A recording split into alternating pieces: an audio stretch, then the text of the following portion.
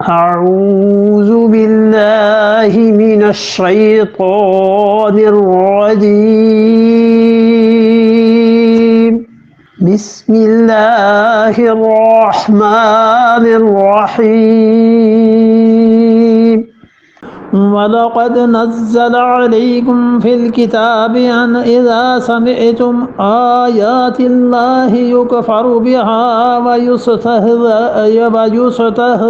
بِهَا فَلَا تَقْعُدُوا مَعَهُمْ حَتَّى يُخُوضُوا فِي حَدِيثٍ غَيْرِهِ إِنَّكُمْ إِذًا مِثْلُهُمْ إن اللہ جامع المنافقین والکافرین فی جہنم جميعا وقد نزل علیکم،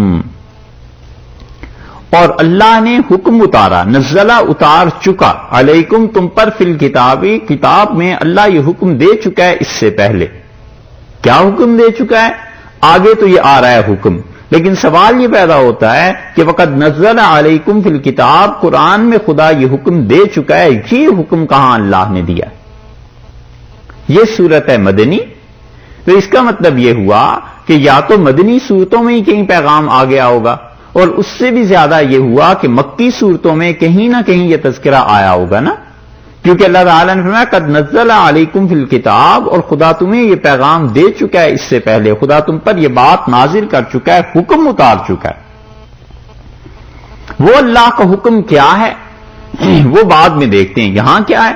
اللہ اس سے پہلے تمہیں یہ حکم اتار چکا ہے کہ ان اذا سمعتم، وہ یہ ہے کہ اذا سمعتم، جب تم سنو آیات اللہ، اللہ کی آیات، یکفر بہا، ان کے ساتھ یکفر، انکار کیا جا رہا ہے اللہ کی آیات کو انکار ہوتے ہوئے، وَيُسْتَهْزَأُ، اور مذاق اڑاتے ہوئے، ہنسی اڑاتے ہوئے، بہا، ان آیات کے ساتھ، جب تم ایسی جگہ پر ہو تو دیکھو فلا تقعدوا، مت بیٹھنا، معہم، ایسے ظالموں کے ساتھ جو میرے احکامات کا مذاق اڑائیں، حتیٰ، یہاں تک کہ یخوضوا، وہ لگ جائیں، وہ کوئی اور بات کرنے لگیں، فی حدیث غیرہ، ہماری باتوں کے علاوہ کوئی اور بات کرنے لگیں، اور اگر تم ان کافروں کے ساتھ بیٹھے جو ہماری آیات کا مذاق اڑا رہے تھے اور جو ہنس رہے تھے، انکم، تم ہو جاؤ گے، اذن، پھر، مثلہم، ان جیسے ہی کافر تم بھی ہو جاؤ۔ یہ ہے حکم۔ پہلی بات یہ ہے کہ اللہ اس سے پہلے کہہ کہاں چکا ہے، یہ بات تھی، اور وہ اللہ تعالیٰ نے جو کچھ کہا ہے، سورہ انعام کو آپ دیکھیے، وہاں پہ آپ کو ملے گا، سورہ انعام 7ویں پارے میں ہے اور 68 نمبر اس کی آیت کریمہ ہے۔ سورہ انعام پارہ 7 اور آیت نمبر 68۔ اچھا، یہاں یہ بات خیال میں رکھیے گا کہ یہ بات ہم کر رہے ہیں منافقین کی، کہ وہ جاتے ہیں کافروں کے پاس، اور مکہ مکرمہ میں تو منافقت تھی نہیں، اس لیے مفسرین کو یہاں یہ بڑا الجھاؤ پیش آیا ہے کہ وہ کہتے ہیں مکہ میں تو منافقت تھی نہیں، وہاں تو کفر اور اسلام دو ہی چیزیں تھی، تو پھر ہوا کیا؟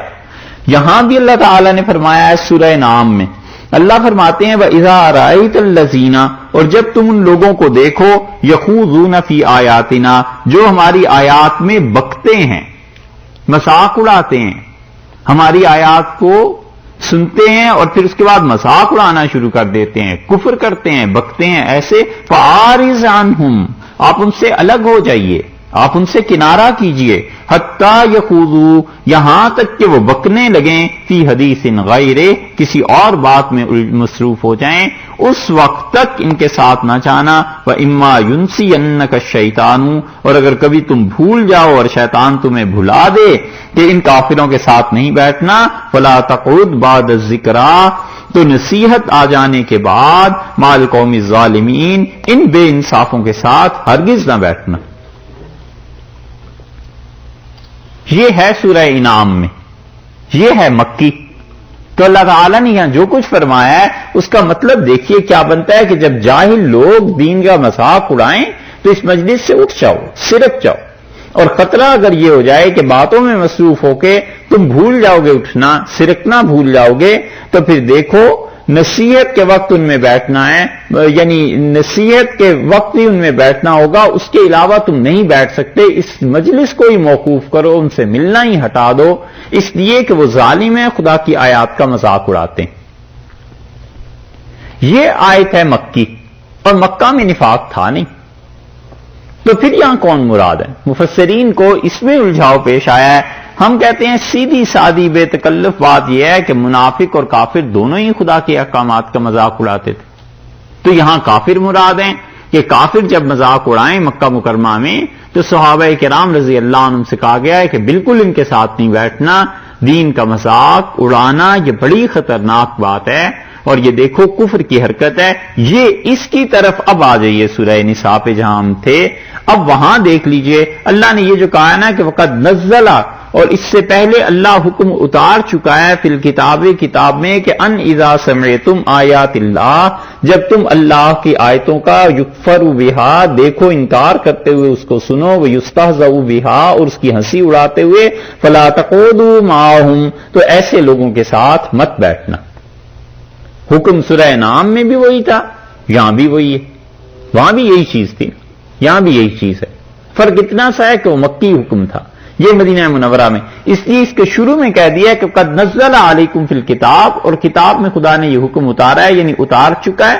اس سے مراد سورہ نام اس کی 68 نمبر آیت۔ اب دیکھیے اس آیت کو، فرماتے ہیں اذا سمعتم، جب تم سنو، آیات اللہ، خدا کی آیات کو۔ آیات اللہ میں اللہ تعالیٰ اگر صرف یہی کہہ دیتے کہ قرآن کو سنو، کہ اس کا مذاق اڑایا جا رہا ہے، اور اللہ کا لفظ نہ بھی آتا تو بھی ٹھیک تھا، مگر لفظ اللہ آیات کے ساتھ جو منسوب یہاں کیا ہے، اس کا مطلب یہ ہے کہ خدا کی آیات بڑی، یعنی نسبت لگائی ہے کہ بڑی قابل تعظیم چیزیں، بڑی قابل قدر چیزیں۔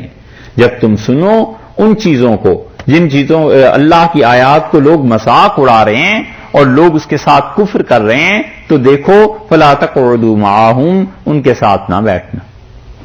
یہ دین کا مذاق اڑانے والے لوگ کافر، یہ دین کا مذاق اڑانے والے لوگ منافق، دو ہی کیٹیگریز ہو سکتی ہیں۔ اللہ نے منع کر دیا ہے ان کے ساتھ بیٹھنے سے بھی، جبکہ وہ خدا کے دین کا مذاق اڑا رہے ہوں۔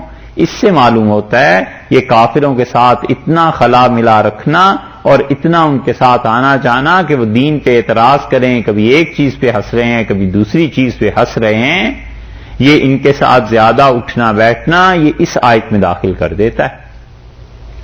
اس لیے حنفی فقہا نے اور جساس رحمت اللہ علیہ وغیرہ نے ان آیات کے پیش نظر بحث کی ہے کہ اہل باطل کے ساتھ تعلق رکھنا کیسا ہے، اور وہ کہتے ہیں ایک درجہ تو اس کا یہ ہے کہ ان کی کفریات پر رضامندی کے ساتھ رہے، جو بھی وہ کفر کر رہے ہیں اس کی رضامندی کے ساتھ بیٹھا رہے، خوش ہوتا رہے علیہ باللہ، تو ان کی رضا اور خوشی کہ وہ قرآن کا مذاق اڑا رہے ہیں، اسلام کا مذاق اڑا رہے ہیں، دین کا مذاق اڑا رہے ہیں، تو بس یہ ٹھیک کر رہے ہیں۔ اس حالت میں تو یہ کفر ہے، کیونکہ یہ بھی راضی ہے نا کہ خدا کے دین کا مذاق اڑے، یہ بھی راضی ہے کہ خدا کے دین کے ساتھ ایسے کیا جائے، تو یہ اس طرح کی چیزیں یہ کفر ہے۔ کبھی بھی وہ اشعار، وہ نثر جس میں خدا کے شاعر کی توہین ہوتی ہے، ایسے کاموں میں نہیں پڑنا چاہیے۔ بہت سے لوگ جن کے دماغ میں کمیونزم اور یہ چیزیں پڑی ہوئی ہیں، اور کمیونزم بھی کیا فیشن، ہم نے آج تک ایک آدمی ایسا نہیں دیکھا جس نے باقاعدہ کمیونزم کو پڑھا ہو۔ یہ جتنے بھی سوشلسٹ اور کمیونسٹ ٹائپ کے لوگ ہوتے ہیں نا، ہم نے کئی ایک سے کہا کہ بھائی یہ جتنا کچھ تم کہتے ہو یہ بتاؤ پڑھا ہے، کارل مارکس نے کہا کیا تھا، اینگلز کون تھا، یہ لوگ آخر کہاں لکھتے رہے، جرمنی میں یہ کیسے پھیل گئے تھے، ہیگل کا فلسفہ کیا چیز تھی۔ حرام ہے جو 10 صفحے اس پر لکھ سکیں، لیکن سب سے بڑے کامریڈ یہ اور سب سے بڑے کمیونسٹ یہ۔ یقین مانیے کہ اگر وہ تو پتا چل جاتا ہے سچ اور جھوٹ کا، 2 سوال آدمی اور پوچھ لیتا ہے کہ اچھا کون سی کتاب پڑھی تھی، کچھ پتا نہیں ہے، مگر یہ کہ خدا کے دین کا مذاق اڑانا ہے۔ لینن کے کارنامے اگر پڑھنے ہوں، اور لینن نے جو کچھ کیا تھا، کسی زمانے میں روس کا سفارت خانہ اسے چھاپا کرتا تھا، 24 جلدوں میں اس کے ورکس ہیں سارے. وہ پڑھے آدمی پھر بات کرے نا کسی سے کہ جی میں کمیونسٹ ہو گیا ہوں، تو پھر تو اچھا بھی لگتا ہے کہ یار پڑھا لکھا ہے، اس کو پتا ہے اپنا نظریہ کیا ہے. اور 24 جلدیں تو چھوڑ 2400 صفحے بھی زندگی میں نہ پڑھے ہوں اور پھر کمیونزم کا وہ ترجمان بن جائے، تو سوائے اس کے کہ وہ چاہتا ہے چند بے وقوف لوگ بنے رہیں، اور کیا. اس طرح کے لوگ یہ جو نظم اور نثر میں خدا کے خلاف، شاعری میں اس طرح کی چیزیں کرتے رہتے ہیں، یہ تعلقات ان کی مجلسیں بڑی خطرناک ثابت ہوتی ہیں. علیہ باللہ ہمارے ہاں ایک تھا، وہ شعر ہی پڑھتا رہتا تھا، ہر وقت سرخ کپڑے پہنے رہتے تھے اور وہ شعر پڑھتا رہتا تھا کہ دل خوش ہوا جو مسجد ویراں کو دیکھ کر، میری طرح خدا کا بھی خانہ خراب ہے.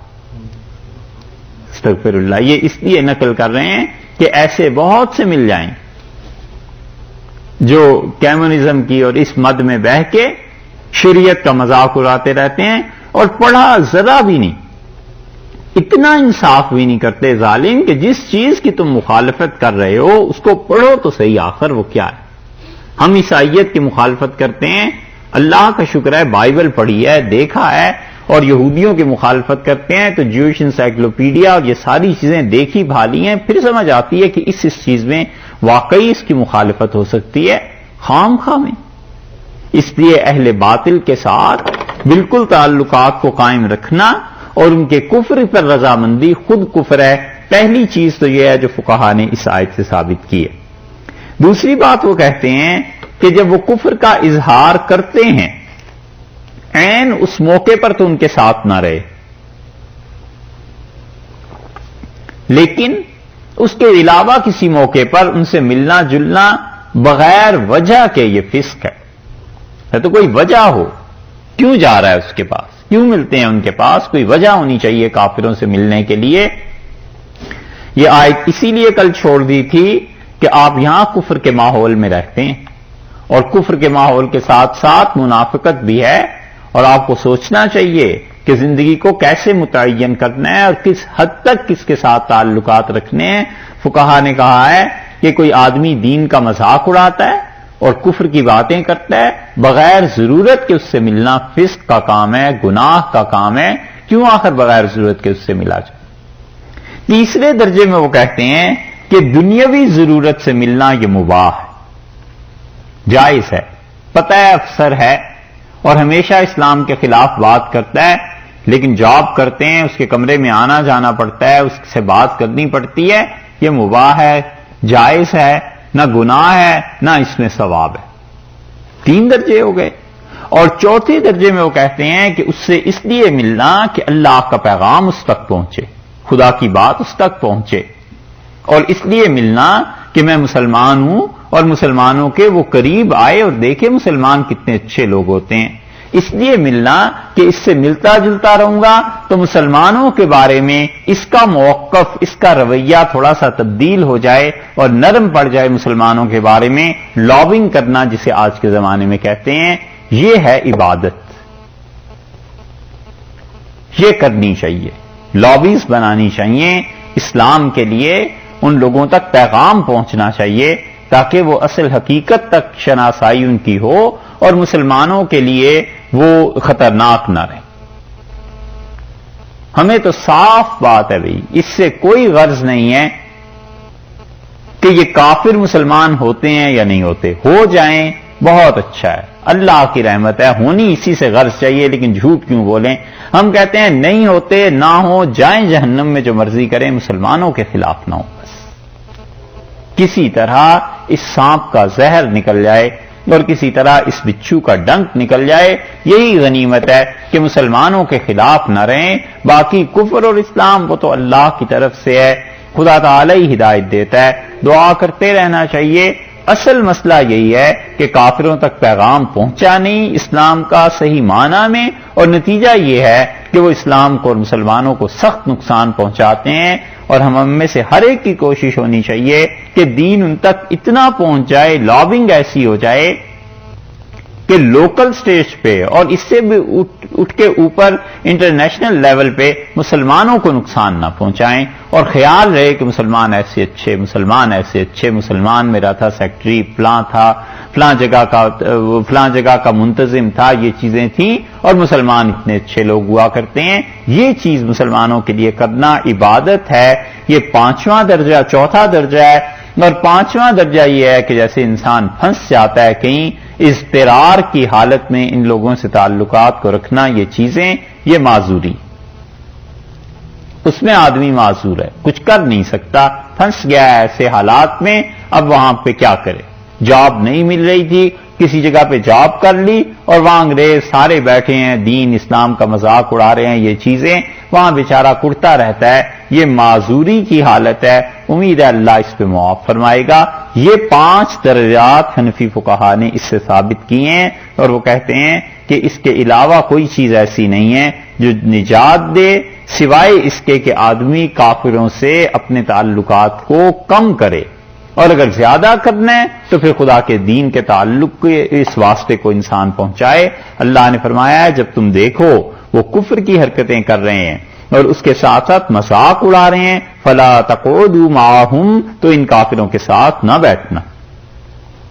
فلا تقعدوا معهم، ان کے ساتھ اٹھنا بیٹھنا مت رکھو. یہ صرف انگریز ہی نہیں، ہندو بھی اس میں شامل ہیں اور سکھ بھی اس میں شامل ہیں.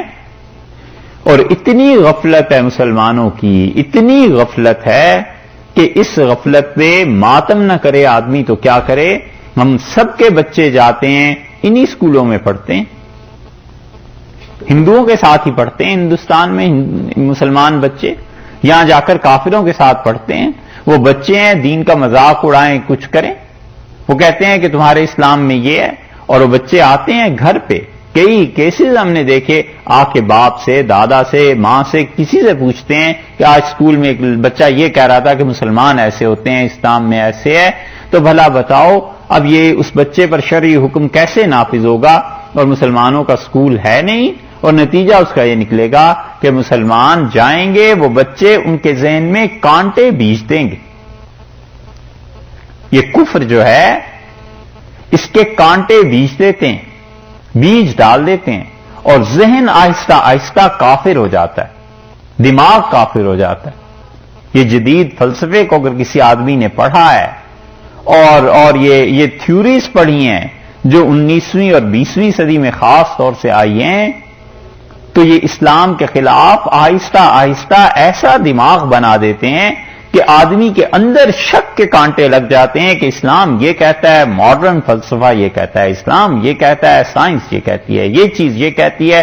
ہر موقع پہ وہ ثابت کرتے ہیں کہ مسلمانوں تمہارا مذہب اور سائنس، تمہارا مذہب اور ماڈرن فلسفی ایک دوسرے کے برعکس ہیں. اور نتیجہ اس کا یہ نکلتا ہے کہ وہ اسلام کے معاملے میں جو اس میں حمیت تھی، غیرت تھی، یہ مر جاتی. اور جب یہ مر جاتی ہے تو اگلی نسل اس سے جو آتی ہے وہ اور زیادہ مرتد ہو جاتی ہے، اس کو پھر کوئی روک نہیں سکتا. یہ حمیت باقی نہ رہے اور یہ غیرت باقی نہ رہے دین پہ، یہ خطرناک سٹیج آ جاتی.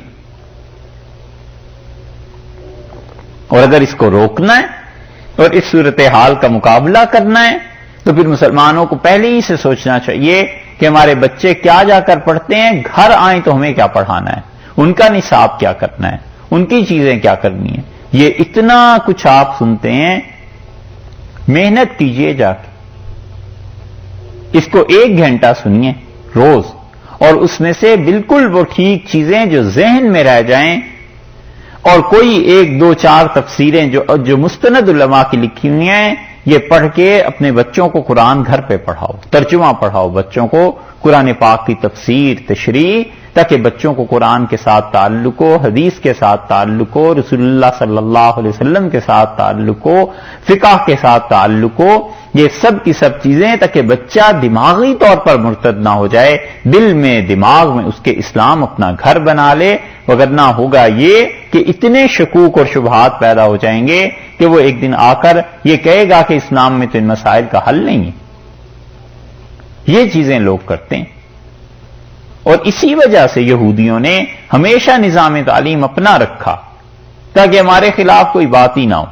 ہم اپنے بچوں کو وہ چیزیں پڑھائیں ہی نہیں. اور مسلمانوں نے کوئی نظام تعلیم اپنا مرتب نہیں کر لیا اب تک.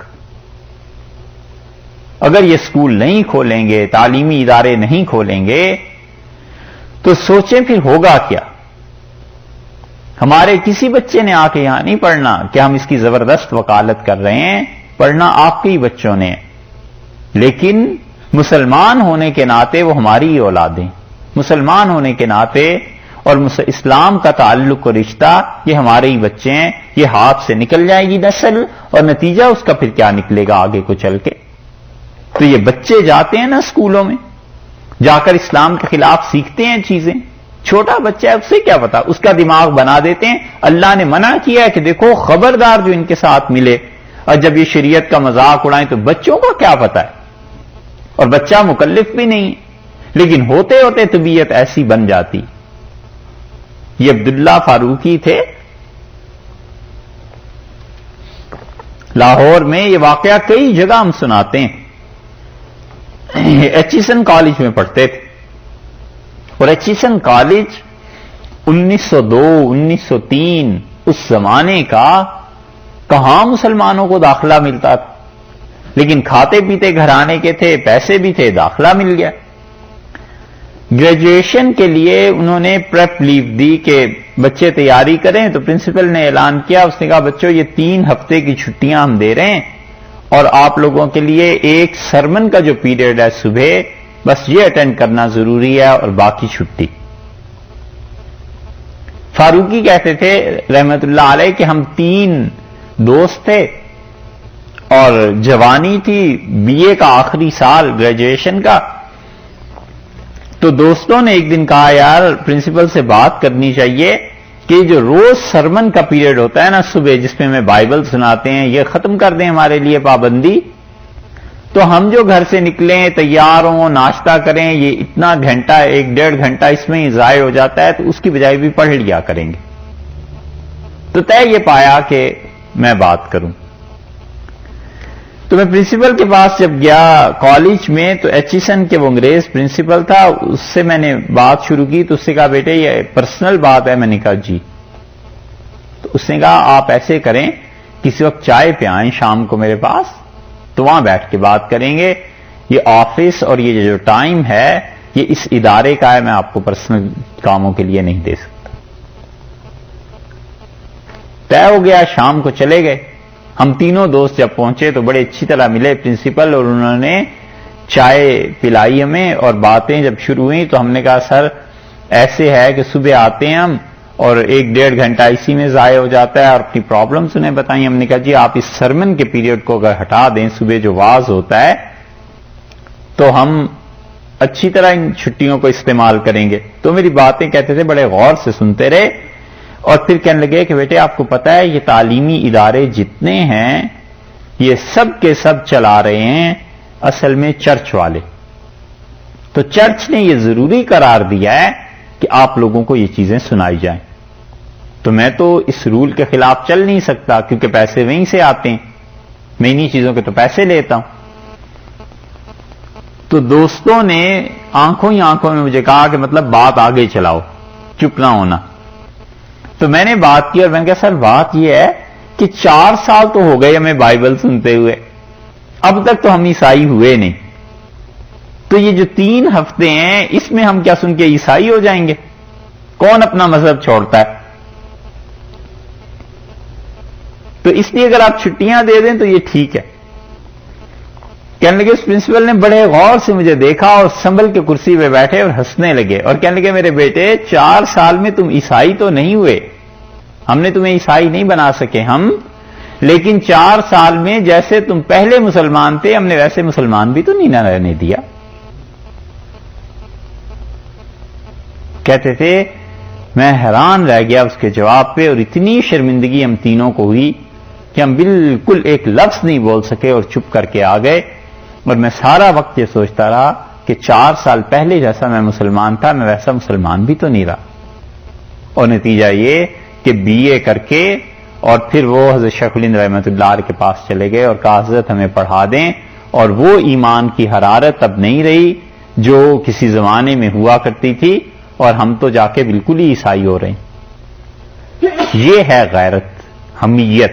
یہ مر جاتی ہے نا جب، تو پھر آسانی سے آدمی کفر کی طرف چل پڑتا ہے۔ 9/11 کے بعد لندن سے ہم نے یہاں آنا تھا امریکہ نومبر میں، ابھی بالکل تازہ تازہ یہ واقعہ ہوا تھا، اور دیکھا انگلینڈ میں ہیتھرو پہ تو وہاں کئی عیسائی پادری کھڑے تھے،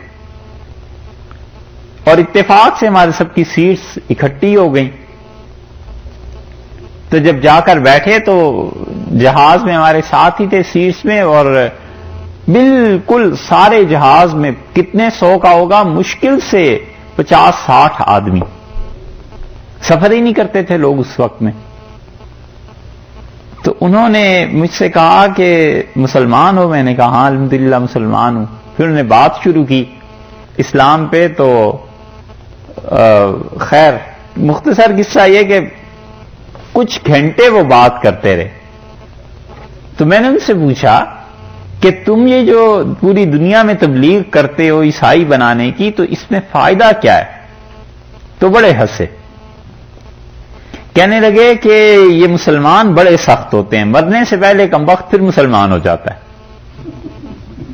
ہم عیسائی بناتے رہتے ہیں، پیسے خرچ کرتے رہتے ہیں، پھر اس کی موت آتی ہے تو کلمہ پھر پڑھ لیتا ہے، ہم بڑے ناکام ہو جاتے ہیں۔ میں نے کہا پھر کیوں کام کر رہے ہو؟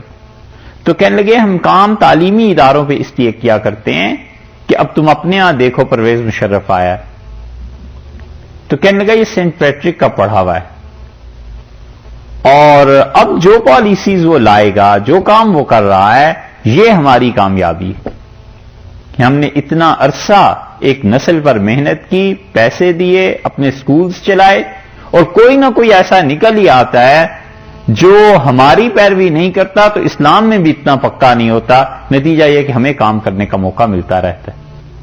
یہ اس نے ایک مثال دی، تو مجھے مولانا عبداللہ فاروقی رحمۃ اللہ علیہ کی بات یاد آئی کہ اس نے کہا کہ ہم نے تمہیں ایسا مسلمان بھی تو نہیں رہنے دیا۔ یہی حالت یہاں آگے بڑھنے والی نسلوں کی ہے، اس کی فکر کرو اللہ کے واسطے، اس کا کیا ہوگا؟ یہ ہاتھوں سے نکل جائیں گے بچے، اور یہ ارتداد کا اگر ان میں آ گیا تو یہ گناہ آپ لوگوں کے ذمے پڑے گا۔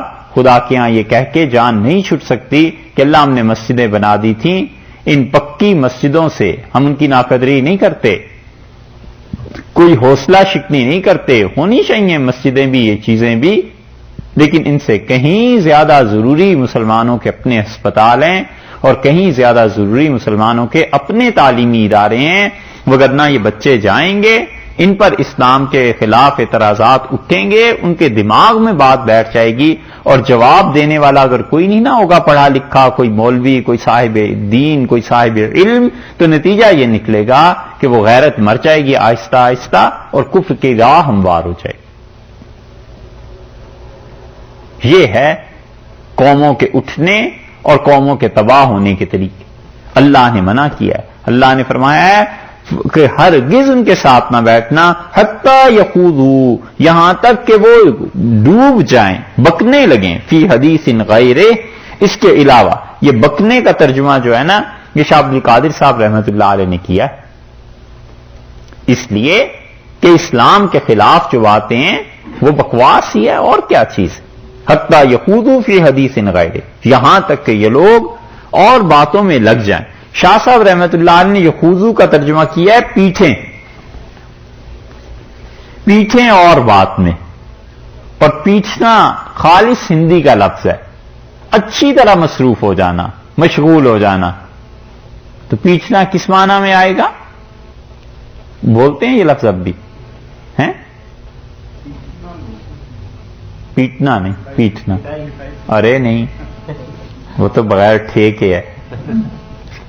حتی یخوضوا فی حدیث غیر، یہاں تک کہ وہ اور باتوں میں لگ جائیں، اس بات کے سوا، غیر ہی، اس کے سوا اور باتوں میں، ہی کی ضمیر اصل میں لوٹ رہی ہے، یکفر بہا و یستہزأ بہا، جس کا مذاق اڑاتے ہیں اور جس کا کفر کرتے ہیں نا، غیر ہی، اس کے علاوہ اور باتیں کرنے لگیں۔ اور اگر تم جا بیٹھے ان میں، اور اگر تم نے ان کی صحبت اختیار کی، انکم اذا مثلہم، تو پھر نہیں تو تم بھی انہی کے برابر ہوئے۔ اگر تم باز نہ آئے تم بھی انہی جیسے ہو جاؤ گے، تم بھی ان کے برابر ہو۔ یا تو یہ بتا دیا ہے کہ تم بھی ان کے برابر ہو، یعنی آئندہ چل کے تم بھی انہی کی طرح کافر ہو جاؤ گے، یا یہ کہ اللہ نے اپنے متعلق فرما دیا کہ ہماری نگاہ میں پھر تم انہی کے برابر ہو گئے ہو کہ خدا کے دین کا مذاق اڑاتے ہیں لوگ، اور تم بجائے اس کے کہ جواب دو اور بجائے اس کے کہ اس پہ کچھ ناراضگی کا اظہار کرو اور کچھ کہو، اور تم خاموشی سے سنتے رہتے ہو، کوئی غیرت نہیں رہی۔ انکم اذا مثلہم، تم انہی جیسے ہو جاؤ گے اگر یہ حرکتیں ہوئیں۔ ان اللہ، بلا شک و شبہ اللہ، جامع المنافقین، جمع کرنے والا ہے منافقوں کو، والکافرین، اور کافروں کو، فی جہنم، جہنم میں، جميعا، تمام کے تمام کافر اور منافق جمع ہو جائیں گے جہنم۔ اس معاملے میں ہمارے بزرگ تو اتنے محتاط تھے کہ وہ کہتے تھے ان غیر مسلموں کی کتابیں بھی مت دیکھو۔ وہ کہتے تھے کہ جب تک تمہیں اپنے دین کا پتہ نہ چلے اور اپنا علم مضبوط نہ ہو، ان چکروں میں نہ پڑو، کہیں ایسے نہ ہو کہ مطالعے کے شوق میں اپنا بھی دین گنواؤ۔ البتہ ان لوگوں کو ان چیزوں پہ کام کرنا چاہیے جن کا دین مضبوط ہے، تاکہ حالات سے باخبر رہیں، زمانے میں کیا ہو رہا ہے، بائبل کو پڑھیں، ان چیزوں کو، تاکہ اس کا رد کر سکیں۔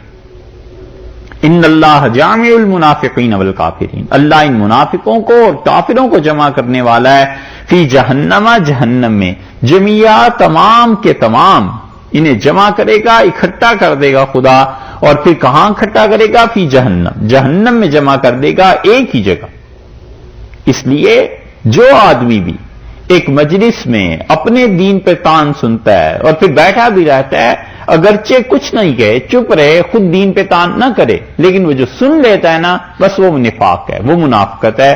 اللہ نے فرمایا ہے کہ جہنم میں سب کو اکٹھا کریں گے، اور حالت ان منافقوں کی یہ ہے